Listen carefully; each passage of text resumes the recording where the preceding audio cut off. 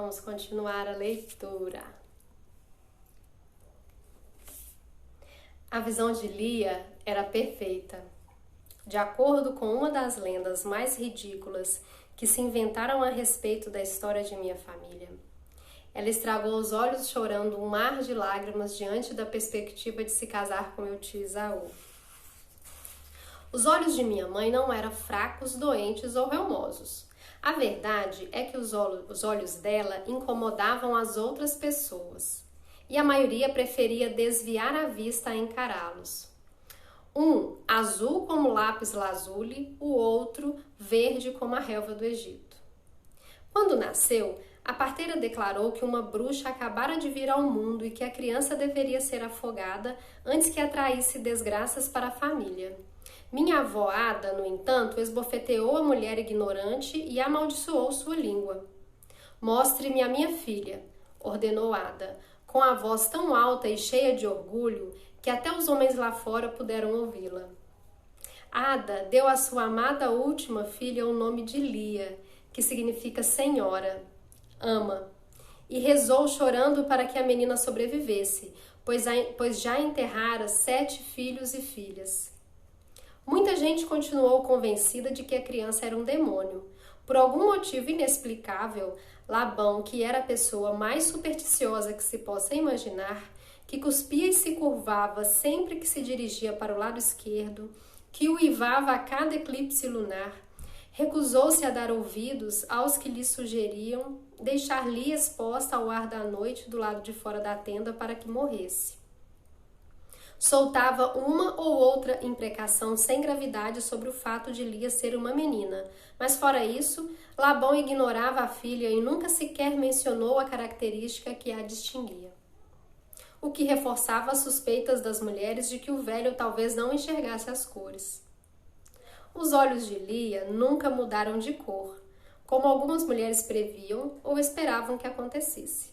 Mas a diferença entre eles tornou-se ainda mais viva com o passar do tempo, e sua singularidade fez-se ainda mais acentuada quando os cílios deixaram de crescer. Apesar de piscar como todo mundo, o ato reflexo era quase imperceptível, de modo que se tinha a impressão de que Lia nunca fechava os olhos. Até o seu olhar mais amoroso tinha algo da fixidez dos olhos das serpentes, e poucos aguentavam encará-la. Os que conseguiam eram recompensados com beijos, risos e pão molhado no mel.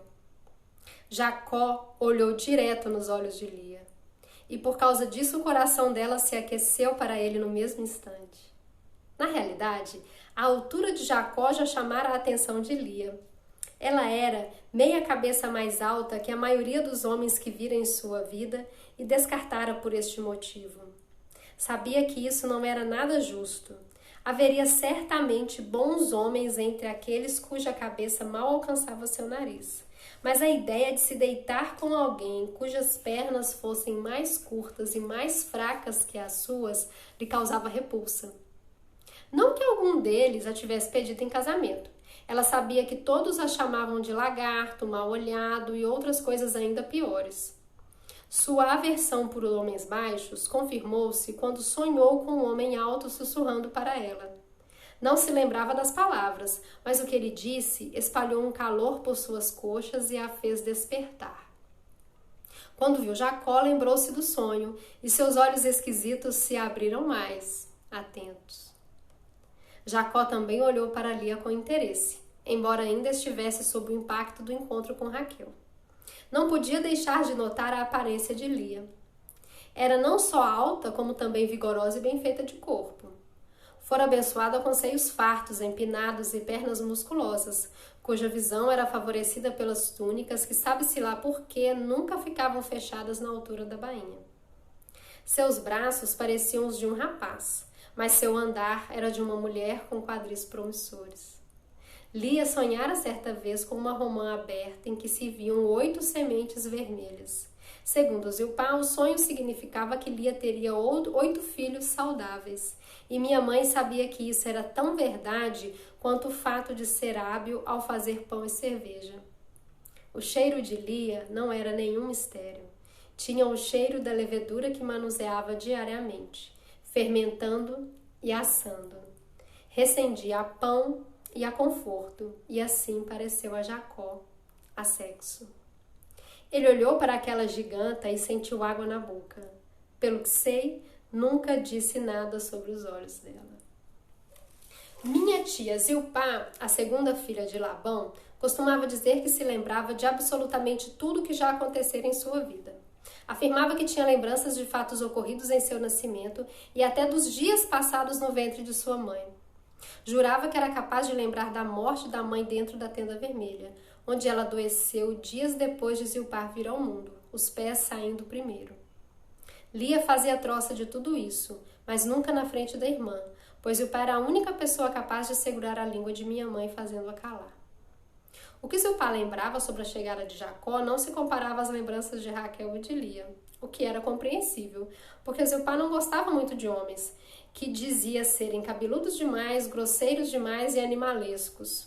As mulheres precisavam dos homens para terem filhos e para arrastarem objetos pesados, mas além disso, ela não compreendia para que eles existiam e muito menos apreciava seus encantos. Amou seus filhos com paixão até o momento em que a barba deles começou a apontar. Depois disso, porém, mal conseguia forçar-se a olhar para eles. Quando cresci, lhe perguntei como foi o dia em que meu pai chegou. Ela disse que a presença de El pairava acima dele, e era isso que o fazia digno de atenção. Zilpá contou-me que El era o deus do trovão, dos locais elevados e dos sacrifícios terríveis. Ela podia exigir que um pai deserdasse o filho, lançasse no deserto ou o imolasse sem hesitar. Era um deus severo, estranho, frio e hostil. Contudo, ela admitia, era um consorte poderoso, digno da rainha do paraíso, que ela venerava em todas as formas e nomes. Zilpá falava sobre deuses e deusas quase tanto quanto se referia às pessoas comuns. Às vezes eu achava isso meio cansativo, mas ela sabia usar as palavras de mil maneiras maravilhosas e eu adorava suas histórias sobre Ninhursag, a grande mãe, o Enlil, o primeiro pai.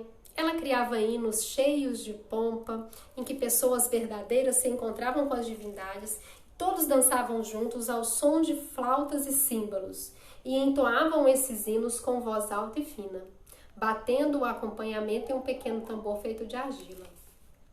Desde a sua primeira menstruação, Zilpá considerava-se uma espécie de sacerdotisa, a guardiã dos mistérios da tenda vermelha, a filha de Asherá, a irmã Siduri que aconselha as mulheres. Era uma tolice da parte dela, já que somente os sacerdotes homens serviam às deusas dos templos da grande cidade, enquanto as sacerdotisas estavam ao serviço dos deuses. Além do mais, Zilpá não possuía nenhum dos dons característicos dos oráculos. Não tinha talento algum para lidar com ervas e não sabia fazer profecias, invocações ou interpretações com as vísceras das cabras. O único sonho que ela interpretou corretamente foi o de Lia sobre as 8 sementes de romã. Zilpá era filha de Labão com uma escrava chamada Mernefá, que fora comprada de um comerciante egípcio nos tempos em que Labão ainda tinha recursos. Segundo Ada, a mãe de Zilpá era esguia, tinha cabelos negros e lustrosos e era tão quieta que as pessoas até esqueciam que ela possuía o dom da fala, um traço que sua filha não herdou. Zilpá era apenas alguns meses mais nova que Lia, e depois que a mãe de Zilpá morreu, Ada amamentou as 2 meninas ao mesmo tempo. Eram companheiras de brinquedo quando bebês, amigas íntimas quando crianças, sempre juntas, tomando conta dos rebanhos, colhendo frutas selvagens, inventando canções, rindo. Além de Ada, não sentiam falta de mais ninguém no mundo. Zilpá era quase tão alta quanto Lia, porém mais magra e com um tronco e as pernas menos robustos. De cabelos escuros e pele morena azeitonada, Lia e Zilpá pareciam-se com o pai e ostentavam o nariz da família, o mesmo de Jacó. Um respeitoso bico de gavião que parecia ficar mais comprido quando elas sorriam. Tanto Lia quanto Zilpá tinham o hábito de falar com as mãos, pressionando o polegar e o indicador em ovais enfáticos. Quando o sol as fazia apertar os olhos, linhas idênticas apareciam em torno dos cantos de seus olhos. Entretanto, enquanto o cabelo de Lia era encaracolado, a juba negra de Zilpá era lisa e ela a usava solta, chegando-lhe até a cintura. Era o que tinha de mais bonito, e minha tia detestava cobrir os cabelos. Os toucados faziam sua cabeça latejar, dizia ela, pondo a mão no rosto em uma tola encenação. Mesmo quando eu era pequena, deixava-me rir dela nesses momentos. As pretensas dores de cabeça eram também a justificativa que ela apresentava para ficar tanto tempo dentro das tendas das mulheres. Não nos acompanhava quando saíamos para nos aquecer ao sol da primavera ou procurar uma brisa refrescante nas noites quentes. Porém, quando a lua estava em seu primeiro quarto, tímida e fina, mal se fazendo perceber no céu, Zilpá andava em volta do acampamento, balançando o longo cabelo, batendo palmas e cantando canções em oferenda para estimular o retorno da lua. Até a próxima!